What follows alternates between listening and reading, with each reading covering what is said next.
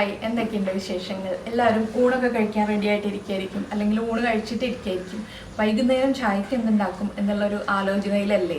അപ്പോൾ നമുക്ക് ഇന്നുണ്ടാക്കാൻ പോകുന്നത് ഒരു പഴംപൊരിയാണ് കേട്ടോ. പഴംപൊരിക്ക് എന്താണ് പ്രത്യേകത എന്നുള്ളത് നിങ്ങൾ തമ്മിൽ കാണുമ്പോൾ തന്നെ മനസ്സിലായിട്ടുണ്ടാവും. പഴംപൊരി നല്ല ഭംഗിയുള്ള പഴംപൊരിയാണ്, അതുപോലെ തന്നെ കഴിക്കാൻ നല്ല ടേസ്റ്റുമാണ്. അപ്പോൾ ഈ പഴംപൊരിയുടെ പ്രത്യേകത എന്താണെന്ന് ഇതിൽ ചേർക്കുന്ന ഇൻഗ്രീഡിയൻറ്റ് കാണുമ്പോൾ മനസ്സിലാവും. അപ്പോൾ നിങ്ങൾ ഇതുപോലെ പഴംപൊരി ഉണ്ടാക്കി നോക്കിയിട്ടില്ലെങ്കിൽ ഒന്ന് കമൻറ്റ് ചെയ്യണം കേട്ടോ, ഉണ്ടാക്കിയിട്ട് എങ്ങനെയുണ്ടെന്നുള്ളത്. അതുപോലെ തന്നെ വേറെ രീതിയിൽ പഴംപൊരി ഉണ്ടാക്കാറുണ്ടെങ്കിൽ അതും കൂടി ഒന്ന് കമൻറ്റ് ചെയ്ത് തരണേ. അപ്പോൾ എനിക്ക് അതും കൂടി ഒന്ന് ട്രൈ ചെയ്ത് നോക്കാമല്ലോ. അപ്പോൾ നമുക്ക് എങ്ങനെയാണ് നമ്മുടെ ഈ ഒരു പഴംപൊരി തയ്യാറാക്കുന്നത് നോക്കാം. നമുക്ക് നമ്മുടെ ഇൻഗ്രീഡിയൻസ് നോക്കാം. നമ്മളിപ്പോൾ 2 ഏത്തപ്പഴം എടുത്തിട്ടുണ്ട്. ഇത് ചെറിയ ഏത്തപ്പഴമല്ല കേട്ടോ, വലിയ ഏത്തപ്പഴമാണ്. ഒരു 4 ഏത്തപ്പഴം മീഡിയം വലിപ്പമുള്ളതിൻ്റെ ഒരു വലിപ്പത്തിൽ നിങ്ങൾ കണക്കാക്കുക. അപ്പോൾ 2 ഏത്തപ്പഴത്തിലേക്കായിട്ട് ഞാനിപ്പോൾ 2 മുട്ട എടുത്തിട്ടുണ്ട്. 4 ഏത്തപ്പഴം എടുക്കുകയാണെങ്കിൽ 2 മുട്ട മതി കേട്ടോ. ഇത് വലിയ പഴമായതുകൊണ്ടാണ് ഞാൻ 2 മുട്ട എടുത്തിട്ടുള്ളത്. ചെറിയ പഴമാണെങ്കിൽ 1 മുട്ട മതി. അതിലേക്ക് 1.5 കപ്പ് മൈദപ്പൊടി എടുത്തിട്ടുണ്ട്. 1.5 ടീസ്പൂൺ പഞ്ചസാര എടുത്തിട്ടുണ്ട്. പഞ്ചസാരയുടെ മധുരമൊക്കെ നിങ്ങളുടെ ഇഷ്ടത്തിനനുസരിച്ച് ചേർക്കാം കേട്ടോ. എന്താണെന്ന് വെച്ചാൽ ചിലർക്ക് നല്ല മധുരമുള്ള പഴംപൊരി ആയിരിക്കും ഇഷ്ടം, ചിലർക്ക് അധികം മധുരം ഇല്ലാത്ത പഴംപൊരി ആയിരിക്കും ഇഷ്ടം.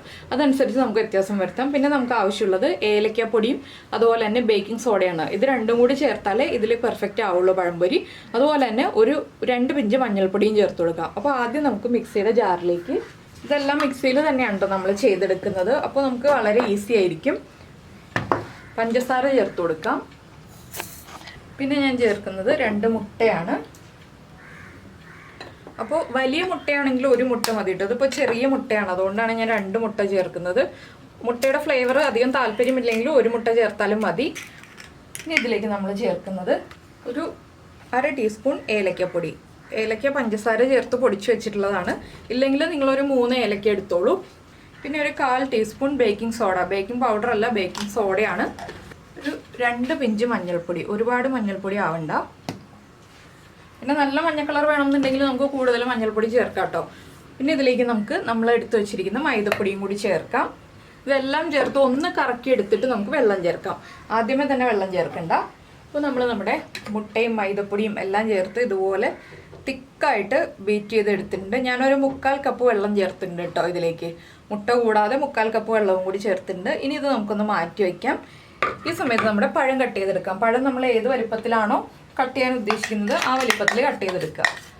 അപ്പോൾ നമ്മുടെ പഴമെല്ലാം നമ്മൾ കട്ട് ചെയ്തെടുത്തിട്ടുണ്ട്. ഞാൻ ഒരു പഴം 6 പീസായിട്ടാണ് കട്ട് ചെയ്തത്. നീളത്തിൽ 3 കട്ട് ചെയ്തിട്ട് കുറുകെ കട്ട് ചെയ്തു. എന്താണെന്ന് വെച്ചിട്ടുണ്ടെങ്കിൽ പഴത്തിന് വലിപ്പം കൂടുതലായതുകൊണ്ടാണ് ഇതുപോലെ കട്ട് ചെയ്തത്. അല്ലെങ്കിൽ നമ്മൾ ഒരുപാട് എണ്ണ വെച്ചിട്ട് ഫ്രൈ ചെയ്യേണ്ടി വരും.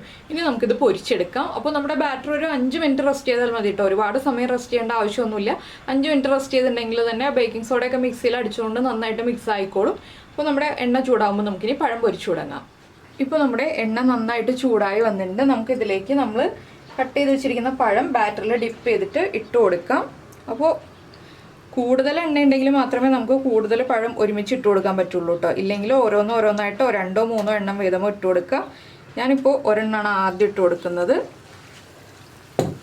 കണ്ടോ, ബബിൾസൊക്കെ വന്നു തുടങ്ങി. നമ്മുടെ മുട്ടയുടെ ആ ഒരു ഇത് വന്ന് തുടങ്ങുന്നുണ്ട്. ഞാനിപ്പോൾ ഒരു പഴംപൊരി ഇട്ടത് എന്താണെന്ന് വെച്ചിട്ടുണ്ടെങ്കിൽ എണ്ണയുടെ ചൂട് കറക്റ്റ് ആവാൻ വേണ്ടിയിട്ടാണ് ഒരു പഴംപൊരി ഇട്ടത്. മുട്ട ചേർത്തുകൊണ്ടാണ് ഇതുപോലെ വീർത്ത് വരുന്നത് കേട്ടോ. അപ്പോൾ ഇതൊന്ന് കുക്കായി വരട്ടെ. അതിന് ശേഷം നമുക്ക് ബാക്കിയുള്ളത് ഇട്ട് കൊടുക്കാം. ആദ്യമേ ഇടുമ്പോൾ എപ്പോഴും എണ്ണയുടെ ചൂട് കറക്റ്റ് ആക്കിയിട്ട് ഇട്ട് കൊടുക്കാം കേട്ടോ. ഇല്ലാന്നുണ്ടെങ്കിൽ നമുക്ക് നല്ല പഴംപൊരി ആയിരിക്കില്ല കിട്ടുന്നത്. ആ എണ്ണ വലിക്കുന്ന പഴംപൊരി ആയിരിക്കും. ഇതൊക്കെ ആകുമ്പോൾ എണ്ണ കുടിക്കാത്ത പഴംപൊരി ആയിരിക്കും നമുക്ക് കിട്ടുക. അപ്പോൾ കണ്ടോ, പഴം മൊരിഞ്ഞു തുടങ്ങിയിട്ടുണ്ട്. പഴമല്ല, പഴത്തിൻ്റെ കോട്ടിങ് മൊരിഞ്ഞു തുടങ്ങിയിട്ടുണ്ട്. നല്ല സോഫ്റ്റ് ആയിട്ടുള്ള കോട്ടിംഗ് ആണ്. നല്ല ക്രിസ്പി ആയിരിക്കും ഈ പഴത്തിൻ്റെ പുറം ഭാഗം. പഴം കറക്റ്റായിട്ട് കുക്കാവുകയും ചെയ്യും. അപ്പോൾ നിങ്ങൾക്ക് ഏലക്കാപ്പൊടി താല്പര്യമില്ലാന്നുണ്ടെങ്കിൽ പിന്നെ ചെയ്യാവുന്ന ഒരു ഓപ്ഷൻ എന്താണെന്ന് വെച്ചാൽ നമ്മുടെ വാനില എസൻസ് ഉണ്ടല്ലോ. മിക്ക വീടുകളിലും വാനില എസൻസ് ഉണ്ടാവും. അപ്പോൾ ഒരു 1/2 ടീസ്പൂൺ വാനില എസൻസ് ചേർക്കാം. ഇല്ലെങ്കിൽ ജീരകത്തിൻ്റെ ഫ്ലേവർ താല്പര്യമുണ്ടെന്നുണ്ടെങ്കിൽ കുറച്ച് നല്ല ജീരകം ഉണ്ടല്ലോ, നമ്മുടെ ക്യുമിൻ സീഡ്സ്, ആ ജീരകം ഇട്ട് കൊടുക്കാം കേട്ടോ ഇതിലേക്ക്. ജീരകത്തിൻ്റെ ഫ്ലേവറൊക്കെ ഇഷ്ടമാണെങ്കിൽ, പിന്നെ എള്ളിൻ്റെ ടേസ്റ്റ് ഇഷ്ടമാണെങ്കിൽ എള്ള് ഇട്ട് കൊടുക്കാം പഴംപൊരിയിലേക്ക്. ഞാനിപ്പോൾ ഇതൊന്നും ചേർക്കാതെ പ്ലെയിൻ ആയിട്ട് ഉണ്ടാക്കിയെന്ന് മാത്രമേ ഉള്ളൂ. അപ്പോൾ നമ്മുടെ പഴംപൊരി ഇതാ റെഡി ആയി വന്നിട്ടുണ്ട്. ഇനി ഇതൊന്ന് ചെറുതായിട്ട് കളർ ചേഞ്ച് ആയി വരും. ഇത് വെയിലടിക്കുന്നതുകൊണ്ടാണ് കേട്ടോ ഇതുപോലെ കാണുന്നത്. ഇപ്പോൾ നിങ്ങൾക്ക് കാണുമ്പോൾ ഒരു വേറെ കളർ തോന്നുന്നത് എന്താണെന്ന് വെച്ചാൽ വെയിലടിക്കുന്നുണ്ട് നന്നായിട്ട്. അപ്പോൾ ഞാൻ ഇനി ബാക്കിയുള്ള പഴംപൊരി ഒരു 3 എണ്ണം വീതം ഒരുമിച്ചിട്ട് കൊടുക്കാൻ പോവാണ്. അപ്പോൾ ഇതുപോലെ 2 or 3 പഴംപൊരി വീതം നമുക്ക് ഉണ്ടാക്കിയെടുക്കാം. വേറെ പരിപാടിയൊന്നുമില്ല. പഴംപൊരിയിൽ വളരെ ഈസി ആയിട്ടുള്ള പരിപാടിയാണിത്. ഏറ്റവും എളുപ്പത്തിൽ നമ്മൾ ഒരു വിസ്ക് ഉപയോഗിച്ചോ അല്ലെങ്കിൽ ബ്ലെൻഡർ ഉപയോഗിച്ചോ ഒന്നും മിക്സ് ചെയ്യേണ്ട ആവശ്യമില്ല പഴംപൊരിക്ക്. ഇതുപോലെ മിക്സിയിലൊന്ന് അടിച്ചെടുത്തിട്ടുണ്ടെങ്കിൽ നല്ല അടിപൊളി പഴംപൊരി ഉണ്ടാക്കിയെടുക്കാം. ഇപ്പോൾ എണ്ണയുടെ ചൂട് കറക്റ്റായപ്പോൾ ഇതുണ്ടോ പൊങ്ങി വരുന്നത്, ആ മുട്ടയും എല്ലാം ചേർന്നതുകൊണ്ടാണ് ഇതുപോലെ പൊങ്ങി വരുന്നത്. അപ്പോൾ നമ്മൾ ആദ്യം എപ്പോഴും ഇടുമ്പോൾ ഒരു പഴം ഇട്ട് കൊടുക്കുക, അതിന് ശേഷം നമ്മൾ 2-3 എണ്ണം വീതം പൊരിച്ചെടുക്കുക. അപ്പോൾ നമ്മൾ പഴം ഇട്ട് കൊടുത്തിട്ട് ഇതാ ഒരു സൈഡ് കുക്കായി വന്നിട്ടുണ്ട്. നമുക്ക് ആദ്യം ഇട്ട പഴം തിരിച്ചിട്ട് കൊടുക്കാം. കണ്ടോ നന്നായിട്ട് മൊരിഞ്ഞ് വന്നിട്ടുണ്ട്. അതുപോലെ തന്നെ നല്ല സോഫ്റ്റുമാണ്, ക്രിസ്പിയുമാണ് കേട്ടോ. എന്താ പറയുക, എനിക്ക് കറക്റ്റ് വേർഡ്സ് അറിയില്ല പറയാനായിട്ട്. സോഫ്റ്റും ക്രിസ്പിയുമാണ്. നിങ്ങൾ ഉണ്ടാക്കി നോക്കുമ്പോൾ നിങ്ങൾക്ക് മനസ്സിലാവും എങ്ങനെയുണ്ട് ഈ ഒരു പഴംപൊരി, മുട്ട ചേർത്തിട്ടുള്ള പഴംപൊരി എന്നുള്ളത്. നിങ്ങൾ ആരും മുട്ട ചേർത്ത് പഴംപൊരി ഉണ്ടാക്കിയിട്ടില്ലെങ്കിൽ ഉറപ്പായിട്ട് ഇതുപോലെ ഒന്ന് ഉണ്ടാക്കി നോക്കും. മുട്ട കൈകൊണ്ട് ബീറ്റ് ചെയ്തിട്ട് കാര്യമില്ല, മിക്സിയിൽ തന്നെ ഒന്ന് അടിച്ചെടുക്കുക എല്ലാം ചേർത്തിട്ട്. എളുപ്പമല്ലേ, വളരെ ഈസി ആയിട്ടുള്ള റെസിപ്പിയാണിത്. എല്ലാ കാര്യങ്ങളും ഒരുമിച്ച് ചേർത്തിട്ട് മിക്സിയിലൊന്ന് അടിച്ചെടുത്തിട്ടുണ്ടെങ്കിൽ നമുക്ക് നല്ല അടിപൊളിയായിട്ട് പഴംപൊരി ഉണ്ടാക്കിയെടുക്കാം. അപ്പോൾ ഇതിൽ 2 പഴം വീഴുള്ളൂ കേട്ടോ. 3 പഴം ഇട്ടത് ശരിയായില്ല. എന്താണെന്ന് വെച്ചാൽ 2 പഴമാണ് ഒരേ സമയത്ത് വീഴുള്ളൂ. എത്ര എണ്ണയിൽ നമ്മൾ വെച്ചിട്ടുള്ളൂ, ചെറിയ ചട്ടിയല്ലേ. അപ്പോൾ ഇതും കുക്കായി വരുന്നുണ്ട്. വേഗം തന്നെ കുക്കായി കിട്ടും. മുട്ടയുള്ളതുകൊണ്ട് തന്നെ പുറം കോട്ടിങ് വേഗം കുക്കായി കിട്ടും കേട്ടോ. മുട്ട ഇല്ലെങ്കിൽ മൈദ മാത്രമാണെങ്കിൽ കുറച്ച് സമയം എടുക്കും കുക്കായി കിട്ടാൻ.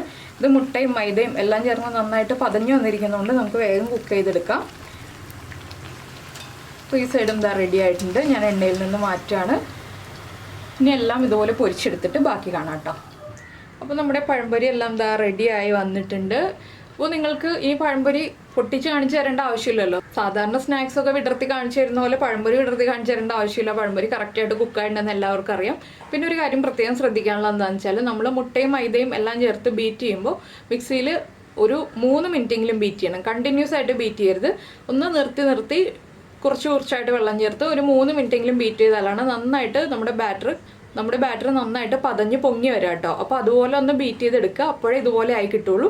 അപ്പോൾ എന്തായാലും നമ്മൾ ചില ഹോട്ടലിൽ നിന്നൊക്കെ പഴംപൊരി വാങ്ങിക്കുമ്പോൾ വിചാരിക്കാറില്ല ഇത് എന്ത് ചേർത്തിട്ടാണ് ഇവർ ഈ പഴംപൊരി ഉണ്ടാക്കുന്നത്, കടലമാവാണോ, എന്താണ് ഇതിൻ്റെ കൂടെ ഉള്ളത്, നമുക്കത് പ്രത്യേകിച്ച് പെട്ടെന്ന് മനസ്സിലാവില്ല. അപ്പോൾ അതുകൊണ്ടാണ് ഈ ഒരു മുട്ട ചേർത്തിട്ടുള്ള പഴംപൊരി നിങ്ങളുടെ മുന്നിലേക്ക് എത്തിക്കാമെന്ന് വിചാരിച്ചത്. അപ്പോൾ നിങ്ങൾക്ക് എല്ലാവർക്കും ഇഷ്ടമായിട്ടുണ്ടെങ്കിൽ ഉറപ്പായിട്ടൊന്ന് ലൈക്ക് ചെയ്യാനും കമൻറ്റ് ചെയ്യാനും മറക്കരുത് കേട്ടോ. ഇഷ്ടമായോ ഇല്ലയോ എന്നുള്ള അഭിപ്രായം ഒന്ന് നമ്മുടെ വീഡിയോയുടെ താഴെ ഒന്ന് കമൻറ്റ് ചെയ്തേക്കണേ. അതുപോലെ തന്നെ നിങ്ങൾ ആദ്യമായിട്ടാണ് നമ്മുടെ ചാനൽ കാണുന്നതെങ്കിൽ നമ്മുടെ വീഡിയോ പ്രസൻറ്റ് ചെയ്യുന്ന രീതിയൊക്കെ ഇഷ്ടമായിരുന്നുണ്ടെങ്കിൽ നമ്മുടെ ചാനൽ ഒന്ന് സബ്സ്ക്രൈബ് ചെയ്ത് സപ്പോർട്ട് ചെയ്യണേ. സബ്സ്ക്രൈബ് ചെയ്യുന്നതിന് ഈ വീഡിയോയുടെ താഴെയുള്ള റെഡ് സബ്സ്ക്രൈബ് ബട്ടൺ ഒന്ന് ക്ലിക്ക് ചെയ്യുക. അതിൻ്റെ റൈറ്റ് സൈഡിലുള്ള ബെല്ലൈക്കണും ക്ലിക്ക് ചെയ്യുക. അപ്പോൾ ഓൾ എന്ന് പറഞ്ഞിട്ടൊരു ഓപ്ഷൻ വരും. ആ ഓളും കൂടി പ്രസ് ചെയ്തിട്ടുണ്ടെങ്കിൽ ഞാൻ എപ്പോഴും വീഡിയോ അപ്ലോഡ് ചെയ്യുമ്പോൾ നിങ്ങൾക്ക് നോട്ടിഫിക്കേഷൻ വരും. അപ്പോൾ എല്ലാവർക്കും ഈ ഒരു ഈസി റെസിപ്പി ഇഷ്ടമായിട്ടുണ്ടാവുമെന്ന് വിചാരിക്കുന്നു. നമുക്ക് നമ്മുടെ അടുത്ത റെസിപ്പിയുമായിട്ട് അടുത്ത ദിവസം വീണ്ടും കാണാം.